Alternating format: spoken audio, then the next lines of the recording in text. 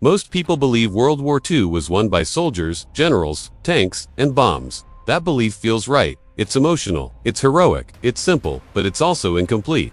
Before we go any further, quickly pause and tell me in the comments, where are you watching from, and what time is it right now? And if you value deep, honest history like this, like the video, share it with someone who cares about where the world is heading. And subscribe, because what we're about to uncover is rarely taught, and never discussed honestly. Now let me ask you something uncomfortable. What happens when a nation runs out of money, but keeps fighting anyway? Because that question, more than any battlefield maneuver, decided the outcome of World War II. Wars are not only fought on land, sea, and air. They are fought in factories, kitchens, wallets, and currencies. Every bullet fired, every tank produced, every soldier fed has a price. And when prices spiral out of control, wars collapse from the inside, long before the enemy reaches the capital. Inflation is not just rising prices. Inflation is the slow destruction of trust. Trust in money, trust in the government, trust in the future. And during World War II, inflation became one of the most powerful, yet invisible, weapons ever deployed. Let's start before the shooting began. Germany in the 1930s looked like an economic miracle. After the humiliation of World War I and the hyperinflation of the 1920s, Adolf Hitler rose to power, promising stability, jobs, and national revival. And for a while, it looked like he delivered. Unemployment collapsed. Factories roared back to life. Highways were built. Military production surged. But here's the critical question historians avoided for decades. Who was paying for all of this? The answer is chilling. Germany was spending far more than it earned. The regime hid this reality through financial engineering, most famously through instruments called Mefo bills. These were essentially secret IOUs that allowed Germany to rearm without showing the debt on official books. It looked like growth, it felt like prosperity. But underneath, inflationary pressure was building like steam in a sealed chamber. By the late 1930s, Germany was already trapped. The economy could not sustain peacetime spending and massive rearmament simultaneously. Inflation was being suppressed artificially through strict price controls and wage freezes. This didn't eliminate inflation, it stored it. War became the release valve. Conquest was not just ideological, it was economic. Germany needed resources, labor, and wealth from outside its borders to keep its system alive. France's gold, Eastern Europe's grain, forced labor, looted assets.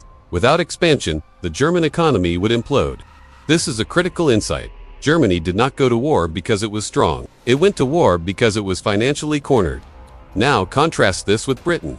Britain entered the war, already exhausted from World War I. It lacked Germany's early industrial momentum and certainly didn't enjoy American-scale production. But Britain understood something crucial. Inflation could destroy the home front faster than bombs. So the British government did something deeply unpopular, but economically vital. It rationed aggressively. Food, fuel, clothing, everything was controlled. Prices were capped. Profits were restrained. Civilian consumption was sacrificed to preserve monetary stability. This was not comfortable, but it was survivable. British inflation during the war remained painful, but controlled. That control preserved morale. People felt hardship, yes, but they didn't feel chaos. And in war, morale is currency.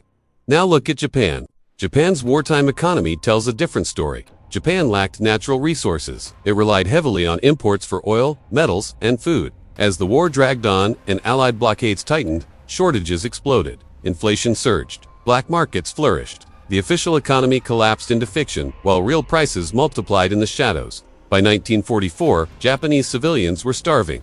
Wages meant little. Money lost meaning. And once money loses meaning, social order follows. Japan didn't lose the war only at sea or in the air. It lost it in kitchens, factories, and wallets. And then there is the United States. The United States approached the war with a fundamentally different economic structure. It had vast industrial capacity, enormous natural resources, and, most importantly, monetary credibility. When America mobilized, it did not rely on illusion. It taxed heavily, it sold war bonds aggressively, it controlled prices, yes, but it also expanded production on a scale never seen before. Inflation existed in the United States during World War II, but it was managed, absorbed, and balanced by growth. That balance allowed America to outlast everyone. Here's the uncomfortable truth. The side that could feed its people, pay its workers, and stabilize its currency could keep fighting. The side that couldn't, collapsed. Soldiers fight battles. Economies decide how many battles can be fought. By the middle years of the war, Germany was no longer fighting just enemies abroad. It was fighting inflation at home. Shortages worsened. Civilian morale eroded. Price controls broke down. The black market became the real economy, and the illusion of prosperity finally shattered.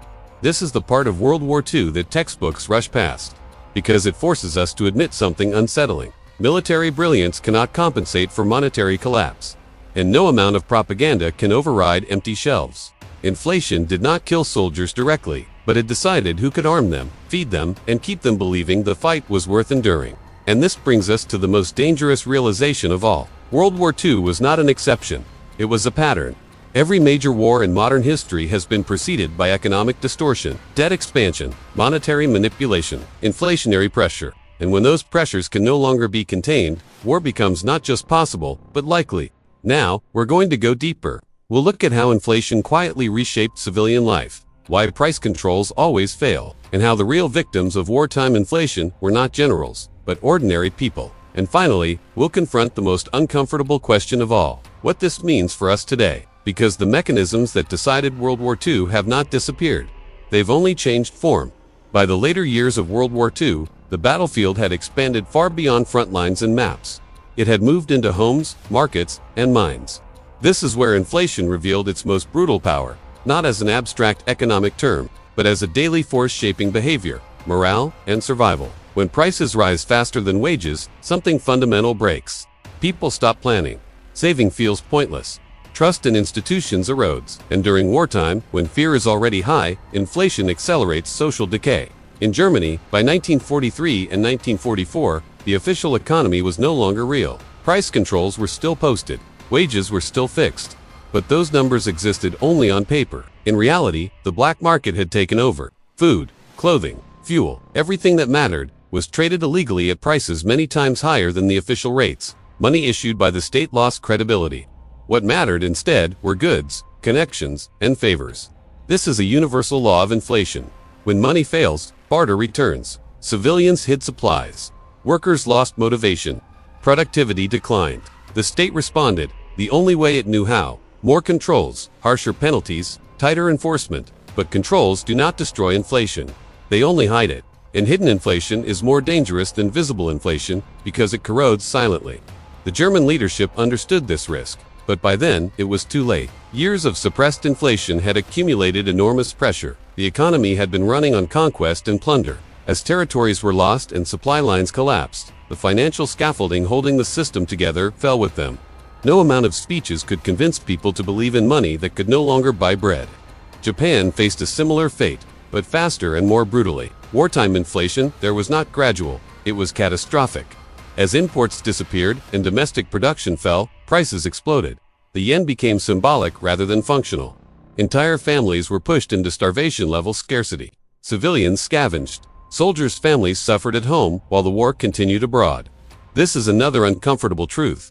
Inflation punishes civilians first. Governments can delay the consequences for soldiers. They cannot delay them for households. And once households break, the nation follows. Now consider Britain again, not because Britain avoided suffering, but because it managed it. Rationing in Britain was harsh, but it was predictable. Everyone knew what they would receive. Everyone shared the burden. Inflation existed, but it was constrained within a system people could understand and endure. Predictability matters more than comfort. When people can plan, even under hardship, society remains functional. When prices swing wildly and rules feel arbitrary, trust collapses. The United States mastered this lesson better than any other wartime power. The American government did not pretend war was cheap. It taxed aggressively. It borrowed openly. It encouraged citizens to absorb excess money through war bonds. And crucially, it expanded production so fast that inflationary pressure was constantly being counterbalanced by real output. This combination, controlled inflation plus massive production, created endurance. Endurance wins wars. By 1945, Germany and Japan were militarily defeated, but economically, they had been defeated long before. Their currencies had lost meaning. Their civilian populations were exhausted. Their economic systems had eaten themselves alive. This leads us to the most important conclusion of all. Inflation did not replace soldiers, it replaced time. It determined how long a nation could fight before collapsing internally. Armies do not fight indefinitely. Societies do not endure infinite sacrifice. Inflation accelerates exhaustion. It shortens the clock. This is why inflation is the silent battlefield of every modern war. And now we arrive at the question that makes people uneasy. If inflation quietly decided World War II, what happens when inflation becomes permanent? Today's world does not look like the 1940s on the surface. But beneath the surface, the mechanisms are disturbingly familiar. Massive debt, persistent deficits, monetary expansion treated as normal, rising prices explained away as temporary, trust slowly eroding. The lesson of World War II is not that inflation always causes war. It's more subtle and more dangerous. The lesson is this: when economic pressure builds and political systems cannot release it peacefully, conflict becomes a solution rather than a failure. History does not repeat itself perfectly, but it rhymes with precision. World War II teaches us that wars are not won only by courage or strategy. They are won by systems that can endure strain without breaking their people. Inflation tests that endurance relentlessly, and when it wins, everything else follows. Soldiers fight bravely, civilians sacrifice quietly, but money, when mismanaged, decides the limits of both. If this perspective challenged how you think about history, like the video, because it tells the algorithm this kind of content matters. Share it with someone who still believes wars are decided only on battlefields. And subscribe, because this channel exists to uncover the forces history textbooks rush past. And before you go, tell me in the comments, do you think inflation today is a warning or just noise?